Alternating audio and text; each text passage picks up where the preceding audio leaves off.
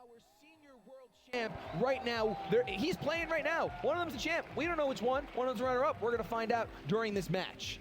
Yeah, and going back to Mark's team, it is actually a Machamp on that team, which is a Pokemon that, I'm excited to see in the finals. Wait a minute, there's a Machamp on a team. There is a Machamp here, and Machamp, as I went over earlier with Scott, Machamp provides a lot of support in this spread move heavy metagame, in my opinion. Sylveon's popular, as we see in Koki's side. Machamp with that wide guard is going to prevent Sylveon from being able to go for those powerful hyper voices. Heatran is going to be prevented from going for those powerful heat waves, although some Heatrans are currently switching to, single target flamethrower attacks. Yep. And of course, Landorus is pretty much the king of Rock Slide. King of Rock Slide. He wears a scarf all the time. Yeah, exactly. He looks so fashionable with that scarf, by the way. He really, really does. I'm a little jealous. Got to pick one up myself. Something really cool to note, Mark M, does that M stand for Machamp? Question. We'll Mark have to see. Champ. I think Machamp is going to be a very key Pokemon right here. Wide Guard is going to provide so much support for him. Like I said already, Heatran, Sylveon, and Landorus are known to go for those spread type moves, and I think we're going to be seeing a Machamp here. Without a doubt, and we hear the crowd starting to get fired up. I would really love to see that Machamp hit the field. It's really cool when a unique Pokemon gets to slip through, especially all the way to the World Championship match. We're going to see Koki lead with the Zapdos and the Landorus here. Zapdos, such a bulky Pokemon, honestly, and it has such support in Tailwind and Roost, and then, of course, Mark is going to lead with the Charizard and the Cresselia. Yeah, and decent lead right here from Mark. We do see the Intimidate go off. Not going to matter too much on Cresselia and Charizard, who are both known to be special attacking Pokemon. Zapdos is going to provide a lot of support here. Can easily set up a big Tailwind or go for some offensive firepower onto the Charizard with a Thunderbolt. And of course, Landorus is probably one of Charizard's least favorite Pokemon to see on the field. Carrying such a powerful Rock Slide, being able to do a lot of damage to Charizard off the bat. Mark might want to try to go ahead and go for his own Intimidate, possibly switch in a Landorus if he has it in the back to possibly weaken this Landorus a bit. Of course, and that leads to a lot of mind games. But we're not going to see that Charizard switch. Instead, we're going to see it Mega Evolve and bring out the sun or the clear skies, ladies and gentlemen. That's going to hit the field. The Zapdos, like you said, I think that it would be really interesting to see Tailwind. That's going to be some crazy speed control. But with the Cresselia there, the Trick Room has to be on your mind a little bit. We're going to see a knockoff go into the crest, doing 40%, knocking off the Mental Herb, which is huge. A Thunderbolt, though, is going to double into that, and the Charizard is going to sit there. All right, firing off a Flamethrower in the sun. This could be huge. Is the Zapdos? Oh, the Zapdos holds on, but it gets burned. The 10%. We're going to see the Zapdos munch away on that Citrus Berry, so it's not going to faint this turn. But oh my goodness, putting it on a timer as Cresselia goes for the Trick Room. Yeah, and that's a good Trick Room right there, because now Mark knows that his Charizard is going to be moving before Landorus and Zapdos next turn. Of course, a big burn right there that's going to slowly chip away at that Zapdos. Zapdos, like I said, has a lot of staying power, but right now with that burn, it's just going to slowly get chipped away. The Citrus Berry definitely paid off right there, and I'm pretty sure Koki is thinking that his choice in item there was definitely helpful. It was fantastic. Zapdos often carrying Citrus, or I believe a lot of safety goggles run around. But Landorus is going to go ahead and switch out, and Koki's going to switch into the Heatran, predicting a Fire-type move, but Mark is smiling. He's going to skill swap the Heatran, get rid of that Flash Fire, giving it Levitate, because he's not planning on using Earthquakes today. No, instead, he wants to set it aflame. Oh my goodness, that's exactly what I was thinking. When you were talking about putting Levitate on it, oh my gosh, goes for the Heat Wave. It's going to connect on both Pokemon, knocking out the Zapdos, and doing a ton of damage to the Heatran. The crowd is going absolutely mad right now. So I remember now that I'm pretty much tripping over my own words right there. I said Heatran with the Levitate is going to be pretty dangerous, but Heatran without Flash Fire is a bit weaker, because Charizard's going to be firing off those very powerful fire type attacks, and we do see Mark go for Heat Wave and Flamethrower just to bypass possible wide guards if there are out there. So a great play right there from Mark, and he is so ahead in this game right now that Koki has to try to find a way to make a big move. And of course, once you see Kangaskhan hit the field, there's always a possibility. Of course, and we got to remember the Trick Room is up, so it's going to be tough. Things have to be played right, but if the Kangaskhan is faster, it's going to be moving less, but of course, it does have fake out pressure right now. If it's carrying it, it can really put Mark in a bit of a situation. He looks like he's shaking his head, not too happy with the fact that Kangaskhan tainted, but he's going to go for the Protect with the Charizard. The question is, did Koki target down that slot, considering how much damage? Yes, he did, so Mark making a fantastic call. Cresselia is going to fire off an Ice Beam into the Kangaskhan slot just to get a little bit of chip damage off on it, as the Heatran goes for the Flamethrower into the Charizard slot. So that's back-to-back perfect turns for Mark M, the Machamp wielder. Yeah, right there. Probably wanted to try to get that Landers on a switch, possibly. That's why he targeted it down with an Ice Beam. Of course, Cresselia revealing skill swap is going to be a bit dangerous for Kangaskhan to stay in. One thing that I personally love to do is go for those skill swaps onto those parental bonds and take that parental bond away from Kangaskhan, which makes it so powerful. That sounds like a dangerous time for Koki. So that's where the mind games come in. At this point, does he want to? And you know what? Even if he skill swaps that slot and say Landers does come in, you're intimidating that Landers. So it's almost a win-win. But I think picking up the knockout with Ice Beam is going to be a little bit more appreciated. So that might be the route that Mark was really thinking about going. Right, absolutely. And we do see the switch right here from Kangaskhan back into that Landers there and going to go for an Intimidate onto these two special attackers here. I'm pretty certain I just saw Mark wink at the camera. So we're going to find out if that was a wink of happiness or a wink of, yeah, you know what? I almost called that. We're going to see a Protect, though, from the Heatran. So did Mark double into that slot? Is he playing out of his mind? He went for the Ice Beam into the Landers switch. Oh, my goodness. This is going to do a good amount of damage. It looks like the Assault Vest is really coming through. But can this Heat Wave in the sun pick up the knockout? I'm not quite sure. We're going to have to find out. Oh, my goodness. It looks like it's going to just barely hang on. Oh my goodness. Yeah, unfortunately right there, Koki does decide that Kangaskhan's probably going to be the more important Pokemon in this matchup right here. Mark is playing exceptionally well right now.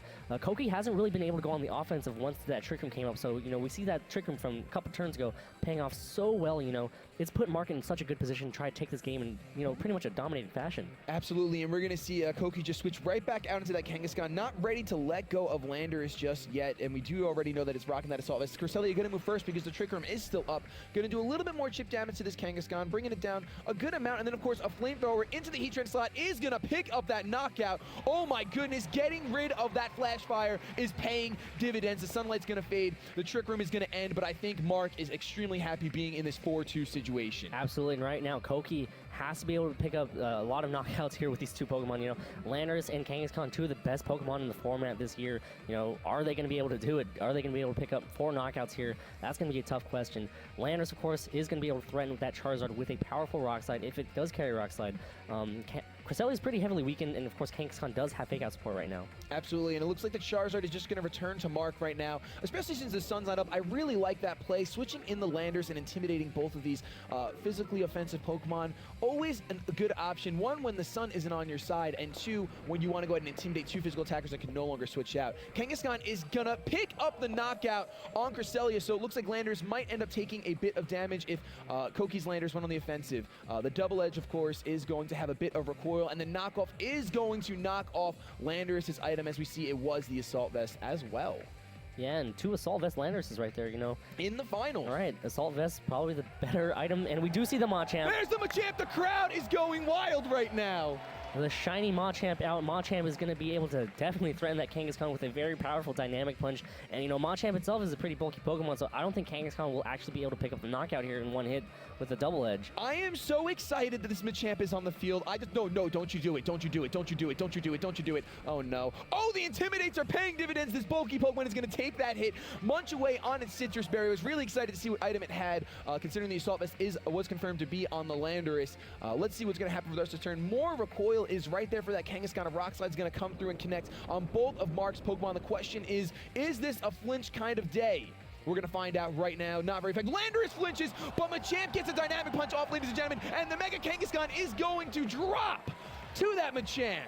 That's a no-guard Dynamic Punch, a move that normally has 50% accuracy, but thanks to that ability, never gonna miss. Right, and you know, this is kind of reminiscent to a couple years ago when Machamp was in the senior final championships, and you know, Machamp played a pretty big role on that team too, and you see here Machamp taking the big knockout on Kangaskhan as we see Landorus gonna go for a Rock Slide here. Gonna go for a Rock Slide, last-ditch effort for Koki to kind of just get a few flinches off, but Landorus is gonna connect with the superpower despite being resisted. Game 1 goes to Mark. Machamp, McQuillan, oh my goodness, and a crit to boot, ladies and gentlemen. That was a fantastic match.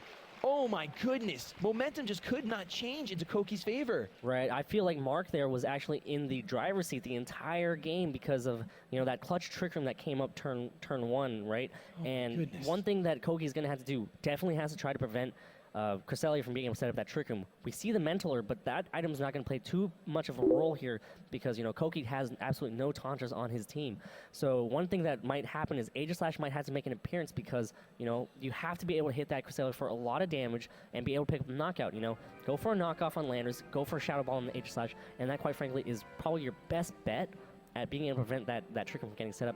However, the issue with that is going to be that Charizard is out on the field to threaten that Aegislash. So tough position for Koki to try to prevent that Trick Room from coming up, and it's going to be difficult for Koki to try to take advantage of that. The question becomes if Mark is willing to sacrifice his Charizard, if he's willing to let it get knocked out in order to get that Trick Room up with Cresselia. Because like you said, it's obviously a huge threat. If Koki does decide to lead with the Aegislash, it'll threaten it an insane amount, but Charizard could also get targeted if with that Landorus Aegislash lead. Could go for a Rock Slide, and that could be the end of Charizard if Charizard decides to go on the offensive. Unfortunately for Koki, momentum is definitely in Mark's favor, even going into Game 2, because he does have that first game under his belt, a little bit of a pillow, a little safety net for him. So if he does want to take those risks and then readjust in Game 3, that's fine, but honestly, I'm sure he'd love to just go 2-0 and walk away as the world champion in the Seniors division. And, you know, one thing about that last game is that, you know, Mark didn't have to reveal his 4th Pokemon, so Koki doesn't really know, you know, what Mark's 4th Pokemon is, and that's going to be, like, kind of big to what Koki does to adjust. Like, what was that last Pokemon that was part of Mark's key strategy right there to win? It was probably some sort of Trick Room Sweeper, but at the same time, you know, that's going to be hard for you to be able to tell. The crowd is already getting fired up as we're jumping into this match. I hear them. You guys got to be able to hear them from these mics. It's insane. We see Koki lead with the Kangaskhan and the Zapdos as Mark decides to lead with the Cresselia and the Landorus. And that's going to be a huge intimidate right there on that Kangaskhan. Like I said, Kangaskhan at one stage of reduced attack, that's not going to be hitting quite as hard. We saw that double edge on that Machamp, you know, before in Game 1. That didn't do too much damage at all. And right now, well, the best way to prevent Trick Room from getting set up is probably going to have to be, you know, having it flinch, Cresselia flinching, right? Kangaskhan can provide fake out support. That's going to slowly chip away at Cresselia. It's still a little bit of damage here and there, but the important thing is definitely to get some Rock Slide flinches or just even knock out Cresselia. Yeah, that's got to be Koki's #1 concern, because especially considering his team is running a Tailwind Zapdos, you know that he does rely on being fast, so I'm sure his other Pokemon are trained to be pretty fast. So going under Trick Room, it's gonna be really tough for him. He's already up against the wall with the -1 Kangaskhan. He can't. If Mark did not lead with that Landorus, perhaps he could have just doubled into the Cresselia slot, just skip Fake Out altogether, and go right away for some really heavy hits. But because of that -1, I don't think it'll be able to pick up a knockout in any universe. Of course, there's a critical hit universe that resides just beyond the Rip Zone. But we're going to see a Fake Out from Kangaskhan come through, and it's going to target down the Landorus. So is Mark just going to go for that first turn Trick Room yet again? We're going to find out in just a couple more moves. A Hidden Power, though, into the Landorus. Is this Hidden Power Ice, and how much is it going to do? It's going to do a good amount of damage to that Assault Vest, really showing Landorus flinches, of course, and the Trick Room goes up. And oh my goodness. That is definitely not something Koki wants to see, but smart play right there from Kangaskhan to go for that Fake Out on that Landorus. The game before, we already saw that it was the Assault Vest. I'm pretty sure Koki knew coming in this battle that it was Assault Vest because of the information that was on Pokemon.com. And, you know, the thing with Assault Vest, you know, you can't protect. A lot of Landorus do not carry Protect. You know, they carry the Choice Band variant, the Choice Scarf variant, the Assault Vest variant. That's a really good target for a Fake Out because you can't protect out of it. And, you know, pretty much took a lot of damage, but at the same time, you know, Trick Room's up, and I think board position still kind of favors the Mark side. Mark. Yeah, I definitely agree. I agree with him, especially leading with Landorus instead of Charizard. We see the skill swap from the Kangaskhan. No more parental bonds. This child and mother are getting separated just for a little while until the Kangaskhan decides to go back to his trainer. The crowd is going wild for that. We're going to see a Rock Slide connect on both of Koki's Pokemon. Let's see just how much damage it does. Zapdos is going to drop to below 50%, which means it's going to munch away on that Citrus Berry. The question is, will there be any flinches? Are we living in Flintstown? Oh my gosh! We see the Zapdos flinch, and the Kangaskhan goes for a double edge at -1. It will still pick up the knockout on Landorus, but there's no parental bond, even though he didn't need that second hit. I still feel like Mark's in a pretty good situation with Trick Room being up. Yeah, one thing to note, you know, Cresselia now has that parental bond ability, and that's going to be a bit scary because Ice Beam's going to be hitting twice on, you know, Landorus or Zapdos. That's going to be doing a lot of damage.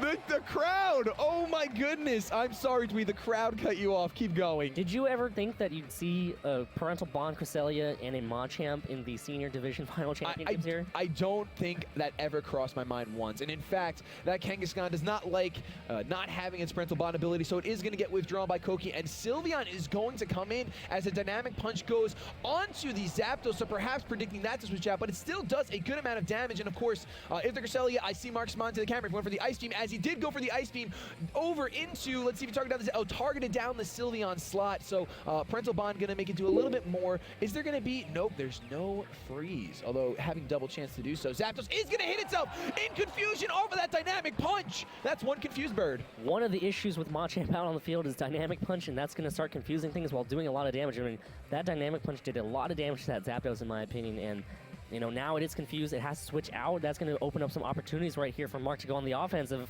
For a second, I thought maybe that Machamp was holding a choice beyond how much that did, but we've already confirmed the Citrus Berry. We're going to see Dynamic Punch into that same slot. Ladies and gentlemen, will it pick up the knockout? It picks up the knockout. It's a crit. That is a critical hit on an incoming Mega Kangaskhan. Lost its Parental Bond and now lost its will to fight. And there we go, a skill swap. Stuttering over my words, getting rid of Pixelate. That Sylveon, the Hyper Voice, it does have Parental Bond, so it's going to hit twice, but honestly, Machamp can take those all day, ladies and gentlemen. This is one insane final. Mark is, oh my goodness, ear-to-ear grins, as I think he should be. Yeah, and that was a huge skill swap. Skill swap playing such a huge role in this match right now. That skill swap took away the Pixelate. That made Hyper Voice just a normal type attack. Machamp would have probably gotten knocked out from that, but you know, Machamp taking normal type of spread damage that's not even boosted by the same type attack bonus. Yeah, it took that like a champion. It really did take that like a champion, and of course now I believe Trick Room is still up, so this Machamp can still wreak a little bit of havoc with all 4 of his arms on this field. Oh my goodness, dude, how awesome is it that we're seeing a Machamp? I think it's pretty awesome. I mean, right now, Mark's in the driver's seat. I mean, what happens if Cresselia skill swaps Pixelate onto Machamp? You know, now I think Mark can just go ahead and skill swap things away. Take away Heat Ran's Flash Fire just in case he has Charizard in the back. Yes, exactly. I was going to say, I don't know if he has the Charizard in the back, but I believe the next skill swap target is the Heatran. But of course, the Dynamic Punch. Dynamic Punch is just going to punch this Heatran right in the dome. Is it going to pick up the knockout? It picks up another knockout, ladies and gentlemen. The only thing Koki has left is 1-1 in the back, and the Sylveon is going to take another Ice Beam right now. It's going to be a double Ice Beam. We can still see a freeze on this. Oh, no, we don't, because Parental Bond is gone, of course, so there's not double chance. Another normalized Hyper Voice, not normalized the ability, but it's normal type, no longer getting Pixelate, not having that boost and changing its typing. I am completely floored by Mark's play today. This is fantastic. The Twisted Dimensions do return to normal. And Trick Room, yeah, expires. That's going to bring in Zapdos. Zapdos is going to be kind of a speed Pokemon, but, you know, at the same time, I think the damage has already been done. Sylveon, without Pixelate, it's just going to be locked into using Hyper Voice as the normal type move instead of the powerful Fairy type move that I went off about all weekend, as we see the Wide Guard from Machamp here. At this point, Machamp is fighting for his friends, just going for a Wide Guard, not wanting Hyper Voice to even hit anyone at all. And Wide Guard is going to protect Cresselia and Machamp. A Trick Room is going to get set up yet again, ladies and gentlemen. An anti-player might have just gone straight for the Ice Beam, but I think Mark played so well going for that Trick Room right there. And Sylveon again locked into that Hyper Voice. Wide Guard's been revealed, so if Mark can get rid of that Zapdos, that's going to be it. Machamp can continue to just go for the Wide Guard. I think Ice Beam might do a good amount of damage, but match was forfeited. Ladies and gentlemen, say hello and congratulate, applaud, give a huge hand to your new Seniors Division World Champion, Mark McQuillan from Great Britain. Wow. Woo! Woo! Machamp! I hear a faint Machamp chant in the crowd, like a Machamp, Machamp. I hear that. They're saying it to the new Senior Division Machampion. Dweeb!